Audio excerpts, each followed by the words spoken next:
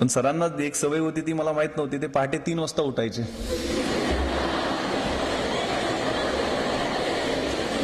आणि व्यायाम करायचे, चांगले बॉडी बिल्डर. मग ते पहिल्याच दिवशी आले, माझा दरवाजा ठोकला, विश्वास उठ. सर म्हटलं 3 वाजले. 3 वाजता उठायचं आणि अभ्यास करायचा. तुला अभ्यासात पहिला नंबर मिळवायचा आहे. या कॉलेजमध्ये तुला 75% मिळवत असतील तर तुला 85-90% मार्क पाडायचे आहेत. आणि त्यांनी मला 3 वाजता उठवायला सुरुवात करायची. थंडीच्या दिवसात थंड पाण्याच्या नळाखाली बसवायचे. 3:30ला मला फ्रेश करून अभ्यासाला बसवायचे. 3:30 ते 8:30-9 पर्यंत माझा अभ्यास असा व्हायचा की जे काही वाचेल ते डायरेक्ट ब्रेनमध्ये जायचं. इतका चांगला अभ्यास झाला, कधी मी स्वप्नात सुद्धा विचार केला नव्हता एवढे मार्क, म्हणजे 88 साली 88% मार्क मिळवून मी तालुक्यात पहिला होतो.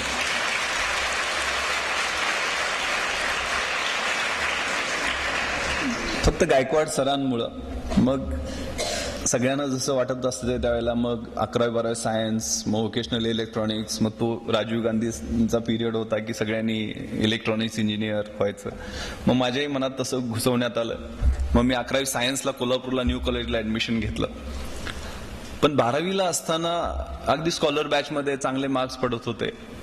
असंच एक व्याख्यान आमच्या कॉलेजमध्ये आयोजित करण्यात आलेलं होतं. आमच्या कॉलेजचे भूषण गगराणी हे IAS मध्ये भारतात 3रे, आणि ते पण मराठी साहित्य आणि मराठी माध्यमातनं परीक्षा देऊन झालेले होते. हे आम्हाला पटलं नाही की ही कलेक्टर बनवणारी, SP बनवणारी एवढी मोठी परीक्षा ही मराठीतनं देता येते, मराठी साहित्य विषय घेता येतो. हे नवीन नवीन गोष्टी होत्या. मी, माझ्या शेजारी आनंद पाटील, माझा छोटा चुलत भाऊ, तो 11वीला होता, तिथं 2 जण बसलेलो होतो की आपल्याला असं काय करता येईल का, आपल्याला ही परीक्षा देता येईल का. विचार एक ठिणगी पडली. मी म्हटलं आनंद, बघू आपण रिझल्ट लागल्यावर पाहू.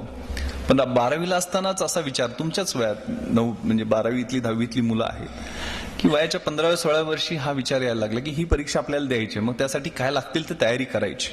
कमी वयात निर्णय घेतल्याचा फायदा होतो. 12वीचा रिझल्ट लागला. मी आताच सांगितलं की मला 91 पॉईंट समथिंग म्हणजे 92%च्या जवळपास मार्क पडले.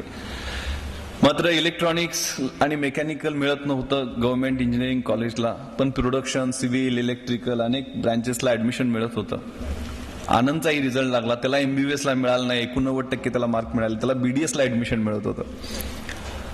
आम्ही 2 जण एकत्र बसलो आणि म्हटलं की आपण इंजिनिअरिंग मेडिकल करायचं नाही, आपण आर्ट्सला जायचं, BA ला ऍडमिशन घ्यायचं. कुठलेही सुज्ञ पालक किंवा आमचे आई वडील जर जास्त शिकलेले असते, वडील माझे 4थी शिकलेले होते, आनंदचे वडील 7वी शिकलेले होते, सुदैवाने ते कमी शिकलेले असल्यामुळे आमच्या निर्णयाला कोणी विरोध केला नाही. यांना करायचं ना, काय करायचं म्हणतात, IAS IPS नाही, डेप्टी कलेक्टर DYSP नाही तर फौजदारची परीक्षा तरी द्यायची, काहीतरी सिलेक्शन आपलं होईल, हा ठरवलेला होता, एक प्लॅन केलेला होता. इंग्रजीत एक म्हण आहे की if we fail to plan we plan to fail. जर आयुष्याचा प्लॅन करायला आपण चुकलो ना तर पुढे जाऊन आपण खूप चुकणार असतो, यशस्वी होणार असतो. एक प्लॅन बनवला, एक ट्रॅप बनवला, आपल्या परस्मोर एक डू ऑर डाय अशी परिस्थिती निर्माण केली की आपल्याला ही 3 वर्ष आहेत ना कॉलेजची, ती व्यवस्थित प्लॅन करायची आहेत. हा शांततेचा काळ आहे. एक म्हण आहे इंग्रजीत, खूप खूप चांगली आहे, मराठीत भाषांतर सांगतो की जर शांततेच्या काळात जास्त घाम गाळला तर युद्धाच्या काळात तुम्हाला कमी रक्त सांडावं लागतं. हा तुमच्या आयुष्यातला शांततेचा काळ आहे, कॉलेजचा दिवस. या कॉलेजच्या दिवसामध्ये जेवढा घाम तुम्ही गाळाल, घाम म्हणजे काय शब्दशः अर्थ घ्यायचा नाहीये, अभ्यास करून, जिद्दीनं, तळमळून एक एक दिवस जर तुम्ही प्लॅन करून घालवला, तुम्हाला महिन्यात काय करायचंय, वर्षात काय करायचंय ठरवलंय. दंगा मस्ती करायचीच असते कॉलेजला, त्याबद्दल दुमत नाहीये. परंतु आपलं करिअर काय आहे, आपले आई वडील आपल्याला या ठिकाणी पाठवतात, थोडाफार आपल्या पोटाला चिमटा काढून त्यांनी पैसे बाजूला ठेवलेले असतात, त्या पैशाचं काहीतरी चीज करून दाखवायचं, या जिद्दीनं ते पाठवत असतात. आपल्या घराचं, आपल्या आई वडिलांचं, आपल्या शिक्षकांचं, या संस्थेचं नाव मोठं करायचं ही जिद्द तुमच्यामध्ये या वयामध्येच असते. आणि हे वय म्हणजे लात मारीन तिथं पाणी काढणार वय असते. काय ठरवाल ती गोष्ट घडत असते. ते एक मोटिवेशन, स्वतःमध्ये किलिंग इन्स्टिंग त्यावेळेला आम्ही बनवून घेतलं. आणि कॉलेजची माझी BA ची वर्ष होती, त्याचा प्लॅन, मग NCCचं C सर्टिफिकेट आपल्याला मिळवायचं आहे. NCCच्या माध्यमातून शूटिंग कॉम्पिटिशन मध्ये आपल्याला गती आहे, तर त्याचं गोल्ड मेडल युनिव्हर्सिटीपर्यंत तरी मिळालं पाहिजे. NSSच्या माध्यमातून मास लिटरसी, रुरल रिकन्स्ट्रक्शनचे कॅम्प आयोजित करून त्यात भाग घेणं. पुस्तकं मिळवणं थोडंसं कठीण होतं कारण पुस्तक महागडी होती. एवढी मोठी संस्था आमची नव्हती. मग पुस्तकांसाठी काय करायचं, तर गावात एक आम्ही स्टडी सेंटर बनवलं. स्टडी सेंटरच्या माध्यमातून ग्रामीण भागातली जेवढे काय संस्था, इकडं तर आपल्या वेस्टर्न महाराष्ट्रातच आमचं गाव येतं, त्यामुळे सहकारी संस्थांचं जाळं होतं, त्यांच्याकडनं मदत जमा केली. आमच्या गावचे आमदार जे आता विधान परिषदेचे सभापती आहेत शिवाजीराव देशमुख साहेब, त्यांना ही कल्पना सांगितली की आम्हाला लायब्ररी बनवायची आणि लायब्ररीसाठी पैसे पाहिजेत. त्यांनी 1 लाख रुपये, मी एसवायला होतो त्यावेळेला, आम्हाला मुख्यमंत्री सहायता निधीतनं मिळवून दिले.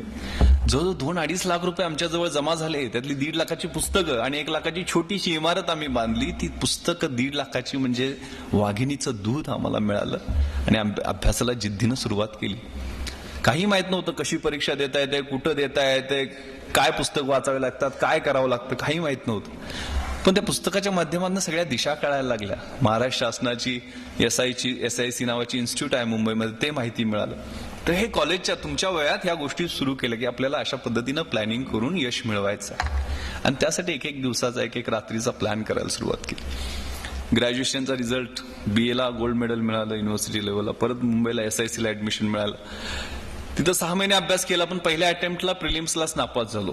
परत डिप्रेशन आलं. पण MPSCची परीक्षा दिलेली होती. आता हे तुम्हाला बऱ्याच मुलांना समजणार नाही, पण MPSC UPSC प्रक्रियेत जी जाणारी मुलं आहेत त्यांच्यासाठी मी मॅडमना आणि सरांना म्हटलं होतं की वेगळं मी बसेन त्या 2-3 तास, त्या मुलांना दिशा कशा पद्धतीनं देता येईल, कसा अभ्यास करायचा MPSC UPSCचा एकत्रित, त्याचा प्लॅन करावा लागेल. पहिल्यांदा MPSCची प्रिलिम पास झालो होतो. मुख्य परीक्षा, विषय कोणते निवडायचे हे कन्फ्युजन. तर नवीन विषय एक सोशॉलॉजी नावाचा घेतला, ज्याची मला ABCD सुद्धा माहित नव्हती, पण 8 दिवसात अभ्यास करून सुद्धा मला 140 मार्क त्यात पडलेले होते 200 पैकी, जी खूप चांगला स्कोर मानला जातो. आणि रिझल्ट लागला.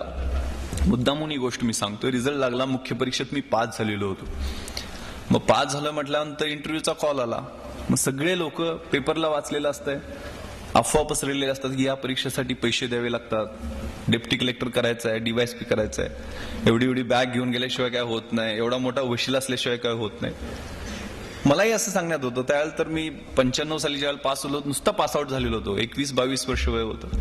जेवढे काय सांगतील ते पटण्याचा मोह व्हायचा. पण मी ठरवलेलं होतं की आपल्याला भरपूर, या वेळेला नाही झालं तर पुढच्या वेळी.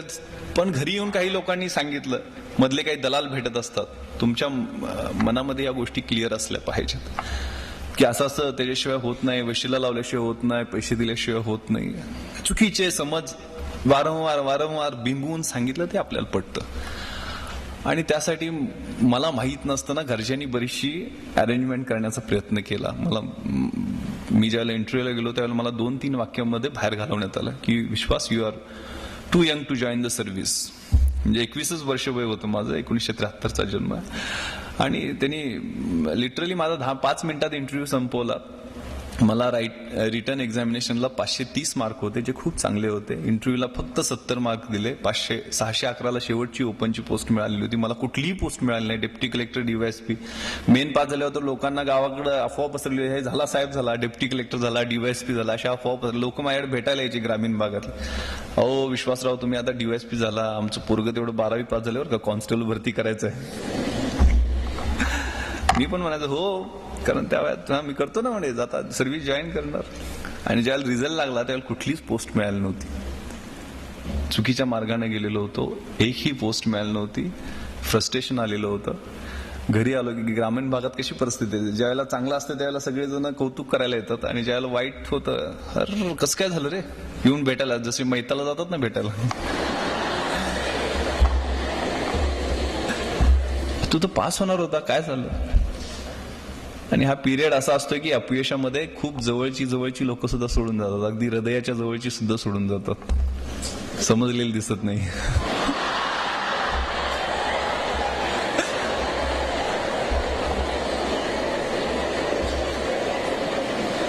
त्यामुळं एक बॅड पॅच, 1996 वर्ष मी बॅड पॅच मानतो की असा वाईट अनुभव आल्यामुळं मी ठरवलं की मला स्वतःचं काय जमणार नाही आता. त्यावेळेला जिल्हा परिषदेची इलेक्शन पण लागलेली होती. वडील ऑलरेडी जिल्हा परिषद मेंबर होते. त्यांना म्हटलं की मला काही अभ्यासाचं जमणार नाही, मला काही जिल्हा परिषद तिकीट मिळवून देताय का, बघा माझं वय भरते आता.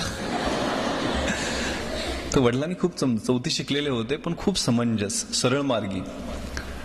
त्यांनी मला सांगितलं, विश्वास, तुला स्वतःचं, तू आता म्हणतोयस ना, तर ही गोष्ट ब्लेसिंग इन डिस्गाइज, इष्टापत्ती म्हणून समज आणि जिद्दीला कामाला लाग. येणाऱ्या वर्षात अभ्यास कर, जर झालं नाही तर बघू ना, आपलं काय शेतीवाडी चांगली आहे आपली, काय प्रॉब्लेम नाही. पण तुला नापास झालाय, तुझा अपमान झाला असं वाटतं ना, तू अभ्यास कर. आणि 97ला मी अभ्यास करायला सुरुवात केली. माझ्याकडे डायरी आहे माझी. मुंबईला SICत मी ऑलरेडी होतो, त्यामुळे परत तिथं ऍडमिशन मला मिळाली नाही. राहण्याची सोय लवकर जवळ होत नव्हती. आंबिवली स्टेशन कल्याणच्या समोर आहे, कल्याणच्या पुढं जवळजवळ 80 किलोमीटर. त्या ठिकाणी आत्तेभाऊच्या फ्लॅटवर राहायची सोय झाली. तिथं मला गायकवाड सरांनी जी सवय लावलेली होती ना 10वीची, ती आठवली. तिथं मी 3ला उठायचो, 3:30ला मी 3:30ची ट्रेन पकडायचो आणि 5:30ला मी VT स्टेशनला पहिला माझ्या लायब्ररीत जाणारा मुलगा असायचो. सकाळपासून संध्याकाळपर्यंत 8:30 पर्यंत अभ्यास करायचो. एक जीन्स, एक गोलगाळ्याचा टी-शर्ट, स्लीपर, दाढी वाढलेली, अशा पद्धतीनं तळमळीनं एक 8 महिने अभ्यास केला. 8-9 महिने. आणि त्या